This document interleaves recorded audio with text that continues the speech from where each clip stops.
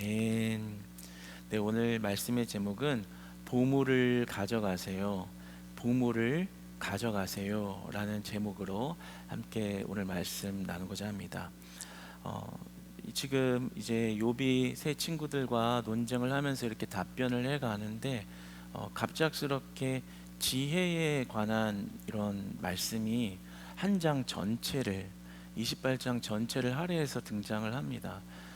다소 좀 부자연스러워 보이는 부자연스러워 보이기도 하죠. 갑자기 지혜에 관해서 이렇게 쭉 나열하는 모습이 말이에요. 그래서 한간에 어떤 학자들은 이 부분이 뭐 이렇게 자유주의 진영에 있는 학자들은 잘못 삽입돼서 이렇게 편집이 된 것이다. 뭐 이러한 주장을 하는 사람들도 있어요. 그러나 그런 것은 아닙니다. 아니고 우리 세 친구들의 논쟁의 그 내용들을 보면 계속해서 그 친구들이 지혜에 관해서 주장을 하죠. 그래서 참된 지혜가 어디 있는가에 대한 지금 답변을 욥이 하고 있는 것입니다. 이재무 시인이 슬픔에게 무릎을 꿇다라는 시를 지었는데요. 한번 들어보세요. 어항 속 물을 물로 씻어내듯이 슬픔을 슬픔으로 문질러 닦는다. 슬픔은 생활의 아버지. 무릎을 꿇고 두 손 모아 고개 조아려 지혜를 경청한다. 이 시인이 아주 큰 깊은 슬픔과 절망 속에서 그가 발견한 지혜를 향하게 되는 마음을 이렇게 시로 한 편 적은 것입니다.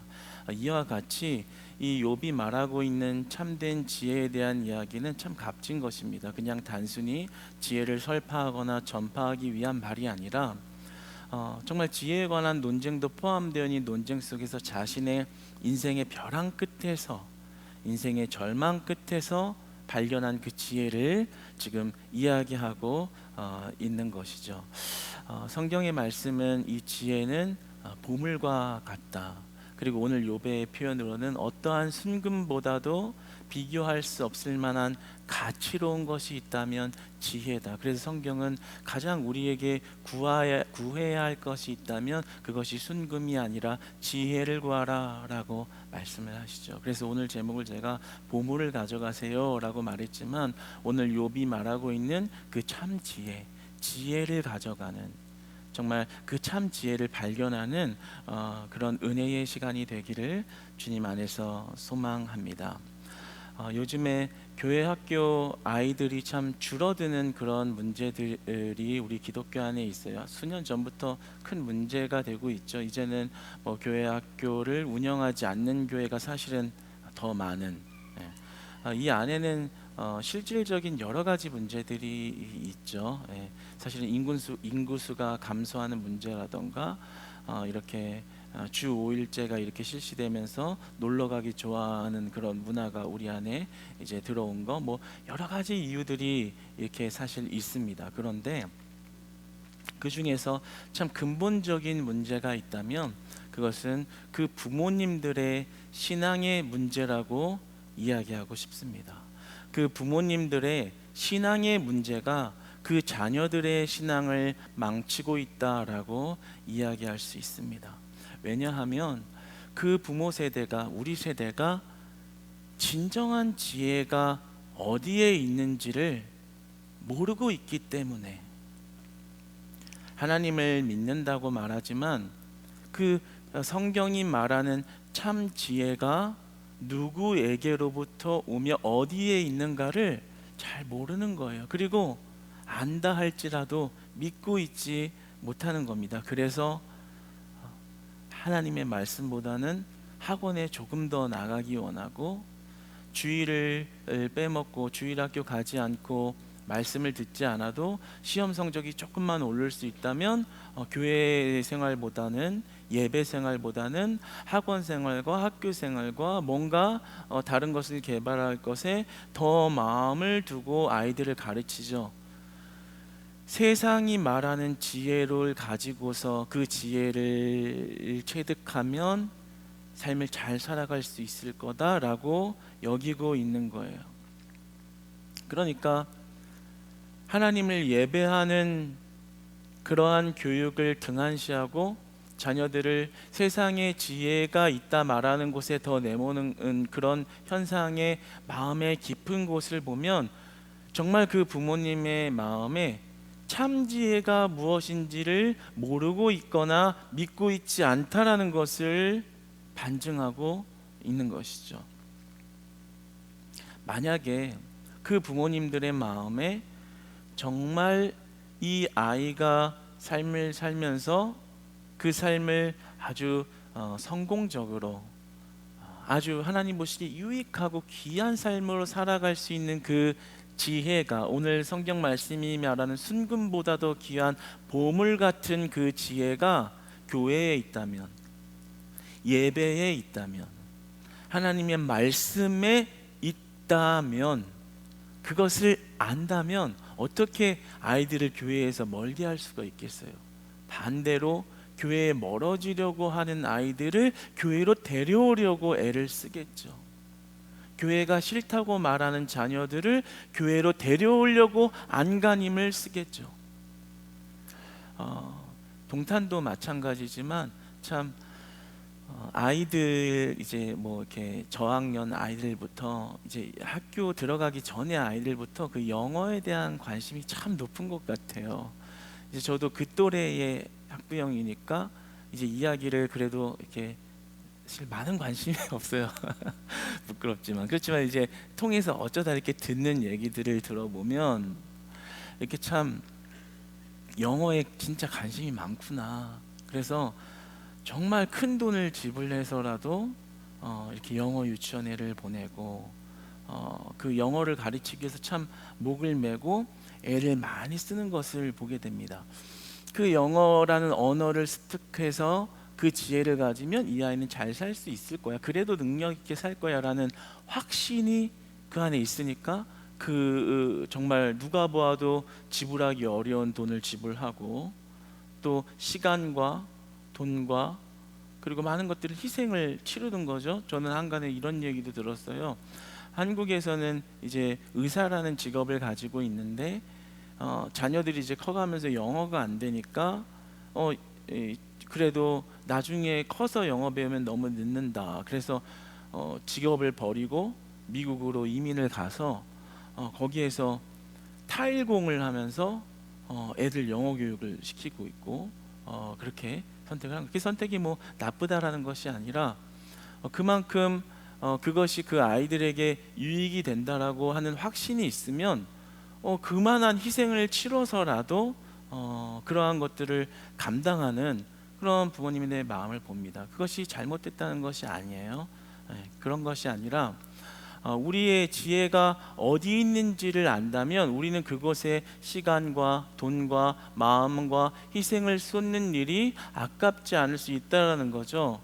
그렇다면 성경에서 말씀하시듯 밭에 감추인 보화를 발견한 자는 그것을 캐내기 위하여 그 밭을 사는 거거든요.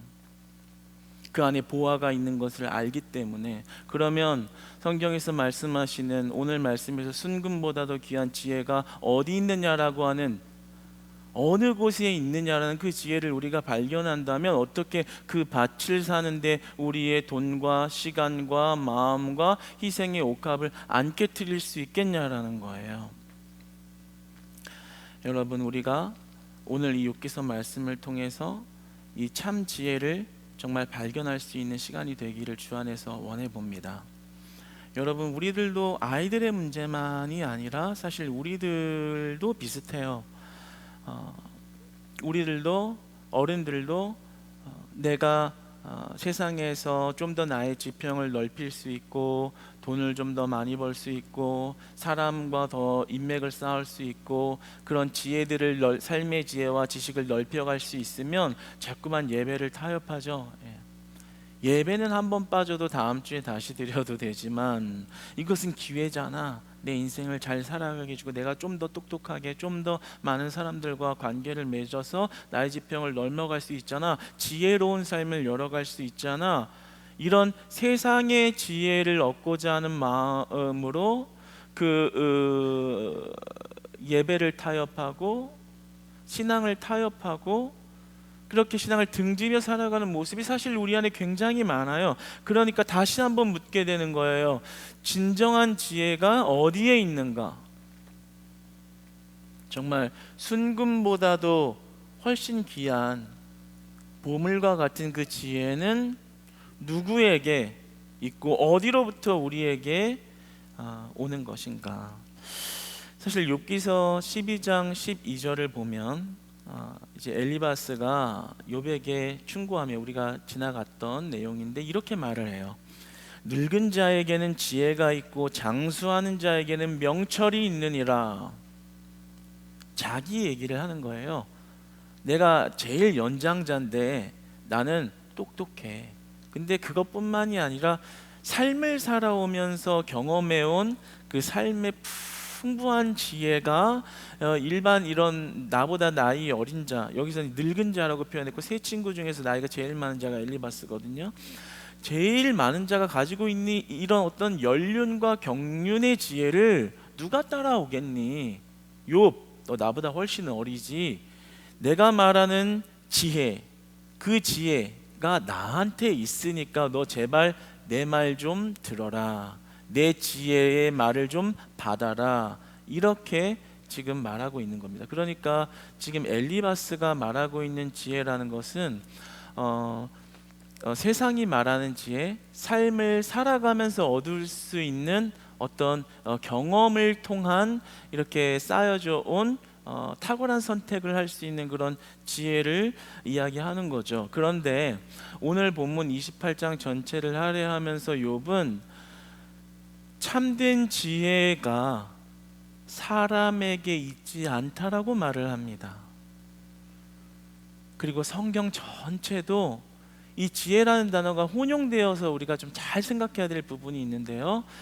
엘리바스가 말하는 그 지혜와 하나님이 말씀하고 있는 지혜가 다르다라는 것을 이야기하고 있어요. 그러면서 오늘 본문의 욥은 12절과 14절을 통해서 말하기를 지혜는 인간의 삶 속에 있는 것이 아니다.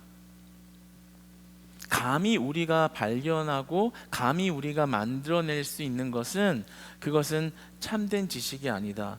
엘리바스가 말했던 그런 지혜와 명철, 박학다식함은 관찰이나 경험이나 이런 것으로 만들어지는 게 아니야. 정말 참된 지혜는 본래 인간의 본래적인 자질과 재능을 초월하여 있는 것이야. 그렇게 인생의 운명을 만들어가고 완성해가는 그러한 참된 지혜는 사람에게 있지 않아. 그 참된 지혜는 하나님께 있다. 여러분, 참된 지혜는 하나님께 있는 줄 믿습니다. 오늘 욥은 그렇게 말하는 거예요.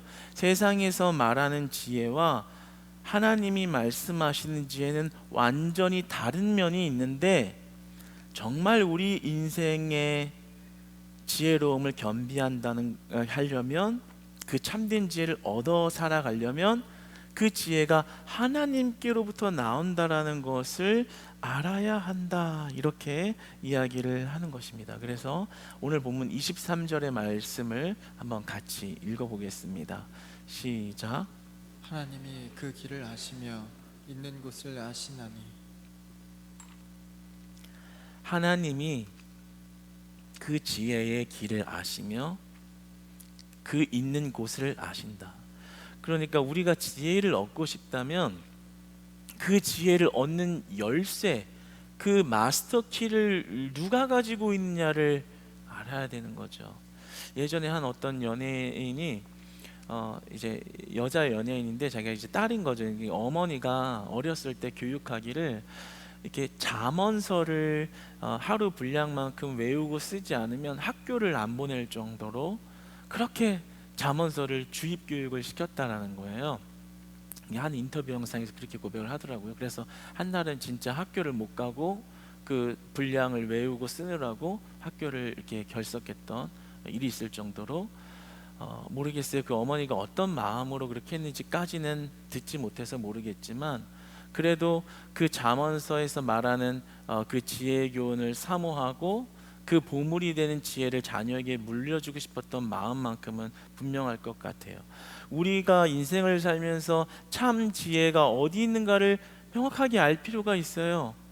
그것을, 그 보화가 어디에 있는가를 발견하면 우리는 그 지혜를 얻으려고 마음을 쏟겠죠. 반대로 우리의 시간과 마음과 희생이 그 보화를 캐내려고 쏟고 있지 않다면 우리는 아직 그 지혜를 발견하지 못한 게 되는 것입니다. 잘 생각해 보셔야 돼요. 골로새서 2장 3절 말씀을 한번 같이 읽어보겠습니다. 화면을 보시면서 골로새서 2장 3절 제가 읽어보겠습니다. 그 안에는 지혜와 지식의 모든 보화가 감추어져 있느니라. 그 모든 지혜와 지식, 그러니까 이 세상의 모든 지혜와 지식이 하나님께 있다라는 것을 성경이 말씀하고 있는 겁니다. 그래서 오늘 24절에 보면 욥이 하나님의 무한하심을 이렇게 묘사해요. 온 땅부터 하늘에 있는 모든 천지 만물을 다스리시는 분, 지상의 모든 것을 통제하시는 분이 하나님이다. 그러니까 우리는 마치 우리의 삶을 유익하게 만들어줄 세상이 말하는 지식과 지혜를 겸비하면 잘 살 수 있을 거야. 물론 그것도 맞는 말이죠. 그 지혜를 습득하고 체득한 것이 잘못된 것이 아니에요. 그런데 그보다 더 높은 것, 우리가 훨씬 더 본질적이고 궁극적인 이 지혜를 가져야 하는 그 지혜, 그것은 온전히 하나님께 있다라는 거예요. 왜냐하면 24절에 보면 땅과 하늘의 저 모든 만물을 통제하신다라고 이렇게 말하면서 묘사를 하잖아요. 그러니까 물질과 비물질에 관한 우리 눈에 보이는 것과 보이지 않는 모든 것들을 이미 지배하고 계시며 만드셨으며 그것을 통제하시는 분이 하나님이라는 거죠. 그래서 시편서 139편 6절에는 이 지식이 내게 너무 기이하니 높아서 내가 능히 미치지 못하나이다. 그러니까 정말 하나님을 발견하고 보니까 이전에 내가 구하던 지식과 지혜, 내가 쌓아왔던 연륜과 경륜의 지혜가 아무것도 아니네요. 아니, 비교할 수가 없고 내가 감히 미치지 못하나이다. 하나님이 지혜라는 것을 발견하게 되면 그 보물의 가치가 얼마나 뛰어나고 화려하며 그것이 우리가 탐내할 만한, 우리가 흠모할 만한, 그리고 더 나아가서 반드시 쟁취하고 싶은 지혜라는 것을 깨닫게 되는 것이죠. 제가 예전에 이제 1층에 우리가 리모델링 공사를 1년 전에 했잖아요. 이렇게 할 때 공사하는 사람들을 이렇게 매칭해서 이렇게 공사를 하다 보면 항상 찾는 것이 있습니다. 그것은 뭐냐면 설계 도면입니다. 아무리 그 분야의 전문 지식인이 정말 경륜과 이런 경험이 많은 사람이 와도 설계 도면이 없으면 그냥 바보가 돼요. 왜냐하면 이 안에 뭐가 어떻게 지나가는지를 감을 전혀 잡을 수가 없으니까 직접 드러내 봐야 알 수가 있는 것이고, 그렇게 해서 언제 찾아가겠어요. 그러니까 결국에는 설계 도면을 보여줘야 일을 할 수 있거나, 아니면 설계 도면을 아는 자가 와서 설명을 하거나 설계 도면을 그린 자가 와서 말을 해줘야 어떤 진행이 될 수 있는 것이죠. 잘 보세요, 여러분. 왜 욥이 하나님의 지혜의 무한하심을 이야기하면서 천지 만물을 다스리는 부분을 이야기할까요? 모든 만물을 설계하신 분이 하나님이라는 그 사실을 우리가 분명히 알고 믿어야 한다는 거예요. 그 천지창조의 하나님을 지식으로만 아는 게 아니라요, 그분의 지혜가 내 생명입니다 라는 것을 믿고 그 지혜를 구할 때 하나님은 그 지혜를 주신다 말씀하시는 겁니다. 여러분, 아직도 그 보화가 탐나지 않으세요? 탐나시나요? 탐나시기를 바랍니다. 우리가 이 지혜를 발견할 때야 비로소 우리 신앙이 다 바뀔 수 있겠구나. 왜 우리의 마음이 하나님의 없는 거 하고 묵상을 해보면 아, 그래도 세상의 지식이 더 뛰어나다고 생각하는 것 같고, 그래도 세상에서 배우는 능력이 나의 인생을 세우는 것 같고, 그래서 세상에서 흠모할 만하다고 말하는 그 무언가를 가져야만 내 자식이 잘 살 것 같은 그 지혜가 어디 있는지 모르는 마음이 우리 안에 늘 그 마음 어딘가에 변하지 못한 채 자리 잡고 있는 게 아닌가. 그래서 하나님을 믿지 못하고, 천지 만물의 하나님은 알아요. 누가 그거 모르겠어요. 근데 안 믿어지는, 구해도 그 지혜를 받을 것 같지 못하는 그런 믿지 못함이 우리 안에 있는 것이 아닌가, 이런 마음이 참 많이 들었습니다. 여러분, 우리가 오늘 욥이 말하는 것처럼 그 설계 도면을 그리신 분, 당연히 우리의 모든 문제를 해결해 주실 수 있고요, 당연히 우리의 모든 문제를 터치하셔서 변화시키실 수 있고요, 여러분이 그리고 세상이 해결해 주지 못하는 문제도 하나님이 개입하시면 해결하십니다. 그러면 왜 우리가 세상에서 내 힘으로 뭔가를 자꾸 해보려는 데에 하나님을 찾는 에너지보다 더 많은 에너지를 들여서 나아가야겠어요? 세상에 나아가도 좋아요. 그 지식도 하나님이 주시고 연구하고 개발하게 하신 거니까요. 그런데 그 마음이 하나님보다는 커서는 안 된다라는 거예요. 그것이 하나님과 타협할 대상은 아니라는 거예요. 이 세상의 순금과 보물보다도 비교할 수 없을 만한 그 참된 지혜의 주인, 그 설계자는 하나님이십니다. 여러분, 그 하나님을 신뢰하십시오. 오늘 우리가 욥이 참 귀한 말씀이 그 28절에 아주 요절 핵심 요절이 되는 말씀은 28절 마지막 절에 숨어 있습니다. 우리 28절 말씀을 한번 같이 읽어보겠습니다. 시작. 또 사람에게 말씀하셨도다. 보라, 주를 경외함이 지혜요 악을 떠남이 명철이니라. 너무 귀해서 우리 한 번 더 읽었으면 좋겠어요. 읽어볼게요. 시작. 또 사람에게 말씀하셨도다. 보라, 주를 경외함이 지혜요 악을 떠남이 명철이니라. 좀 띄어놔 주세요. 아멘. 우리가 그렇다면 그 지혜를 나의 지혜로 만드는 방법은 뭔데요? 어떻게요? 라고 묻는다면 그에 대한 답변을 말씀해 주세요. 그 지혜를 나의 삶의 지혜, 우리 교회의 지혜, 그리고 나의 가정의 지혜, 나의 자녀들의 대대손손의 지혜로 만들어가는 그 방법은 오늘 욥이 주를 경외하는 것이 지혜다라고 말씀합니다. 그리고 더 나아가 악을 떠남이 명철이니라. 이것은 연결되는 관점에서 말하는 것입니다. 하나님을 경외함으로 그 지혜를 가진다라는 거예요. 이 하나님을 경외한다는 것을 어떻게 설명할 수 있을까요? 이 하나님을 경외한다는 것은 우리의 마음 안에서 예수 그리스도로 하나님의 존재의 중심을 맞추는 것입니다. 그러니까 우리의 삶이 온전히 하나님을 의식하는 삶을 살아가는 것, 1부터 100까지요. 오늘 이 수요 예배에 나온 이 시간만 하나님을 경외하는 것이 아니라 나의 삶 전반에 하나님을 의식하는 것입니다. 나의 삶의 초점을 하나님께 맞추는 거예요. 하나님을 의식하는 거예요.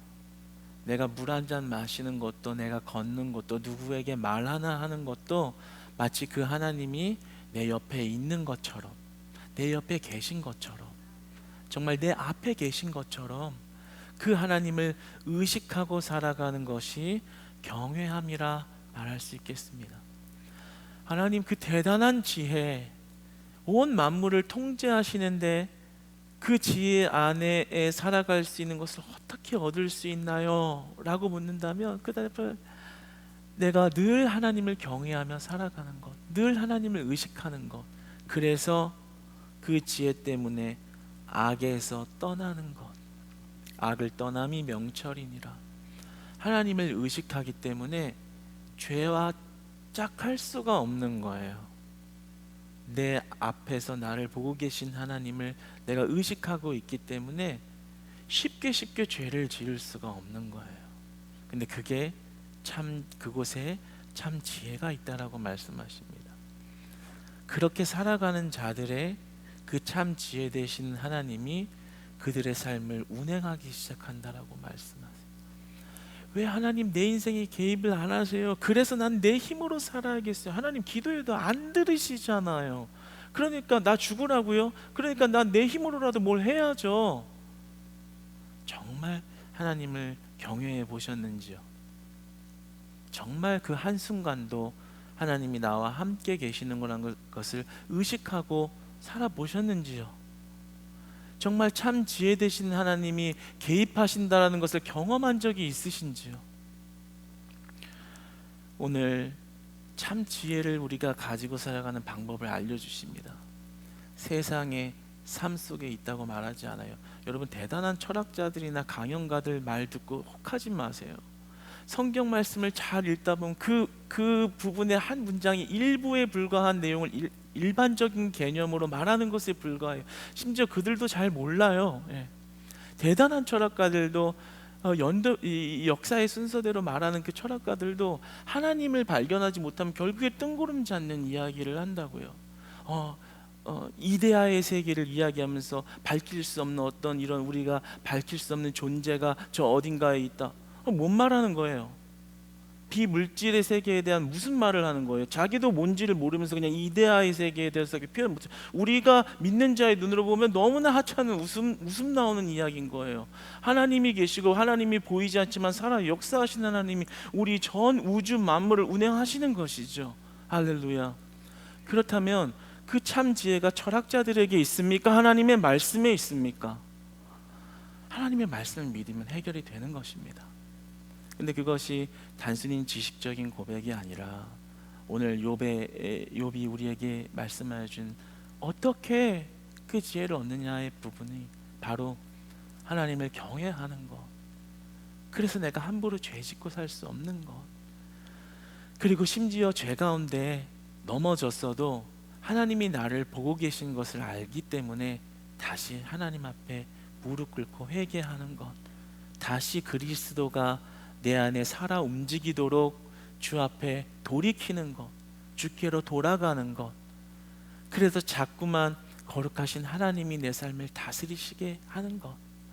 내 삶의 지혜로 내가 만들어가는 인생이 아니라 참 지혜 되신 하나님이 이끄시는 삶이 되도록 하는 것. 그 하나님이 운행하시는 삶이 되도록 하는 것. 내 자녀의 부족함도 지금 눈에 보이지 않지만 하나님이 개입하셔서 만지시면 세상의 지혜를 부럽다 말하는 자들보다 더 크게 쓰실 거라는 것을 믿는 것. 하나님은 낮은 자를 높이시는 하나님이신 것을 믿으시기 바랍니다. 여러분, 그래서 그 하나님을 경외하는 그 마음, 그 거룩함, 그 거룩한 양심이 우리의 삶에서 계속 훈련되어져 나아가야 합니다. 한 번만이 아니라 넘어져도 또다시 훈련받아 거룩함을 향하고 또다시 넘어져도 다시 하나님께 돌아가는 훈련을 통해서 우리는 늘 그 참 지혜 되신 하나님 앞에 붙어 사는 겁니다. 접붙임되어 살아가는 겁니다. 그럼 그 열매는 하나님이 맺으십니다. 이 원리와 원칙을 아는 자들이 지혜를 겸비한 자들이라 말씀하시는 겁니다. 여러분, 저는 우리 크리스찬교회 모든 성도님들이 그 지혜를 겸비한 축복의 삶과 대대손손의 삶이 되기를 소망합니다.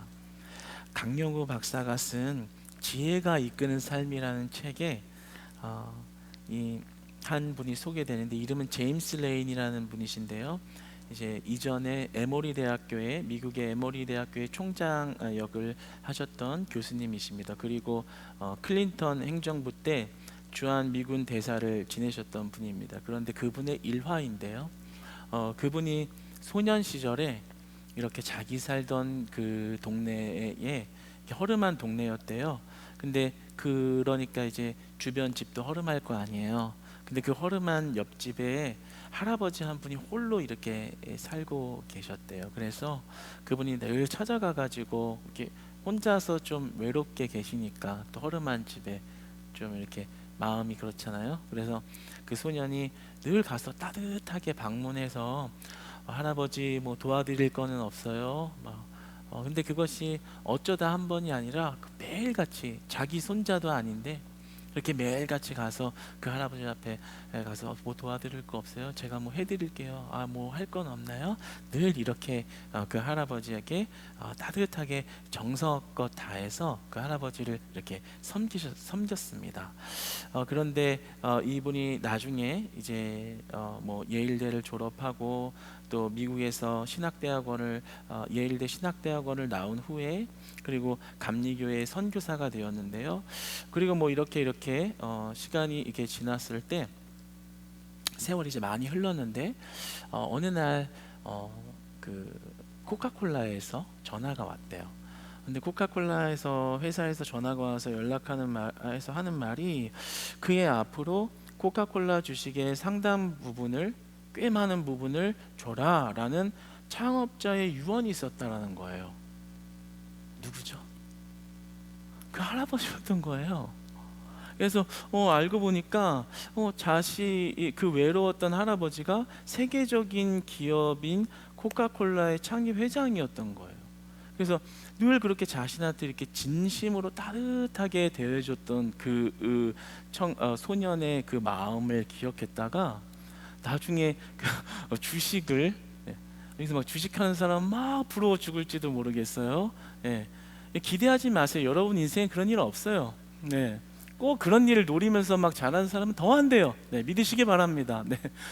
그런 일 없으니까 애초에 꿈 깨시고, 그런 일이 있은 거예요. 그래서 졸지에 이제 대학교 교수 역할을 하다가 이제 총장을 하다가 이제 갑자기 떼부자가 되니까 이제 이사로 이렇게 바뀌어가지고 포지션이, 그래서 이사를 하다가 나중에는 그 자신의 재산을 이제 에모리 대학에 헌납을 해서 이제 에모리 대학이 재정이 풍부해지니까 이제 명문대 대열에 쉽게 이렇게 반열에 올라가는 그런 일이 있었습니다. 왜 이런 이야기를 하냐면요, 우리 그리스도인들의 그 하나님을 경외함과 그 악에서 떠남에 대한 그 선한 양심이 우리 안에 날마다 훈련되어져야 하며, 또 다른 말로는 회복되어져야 합니다. 그 하나님을 의지하고 의식함으로 우리의 선한 양심, 그리스도를 의식하는 삶, 하나님이 나에게 함께 하시기에 세상의 지혜와 지식이 악하고 독이 받쳐서 잘 살 거야 라는 그런 도끼가 아니라, 하나님이 나의 삶을 운행하시기에 하나님의 말씀대로 살아가려고 하는 그 선한 마음이 회복될 때 그 지혜와 잘되게 하시면 하나님이 주시는 것이죠. 사랑하는 여러분, 우리가 참된 지혜 되시는 그 하나님을 발견하시고 그 보물을 가져가시는 여러분 되시기를 축복합니다.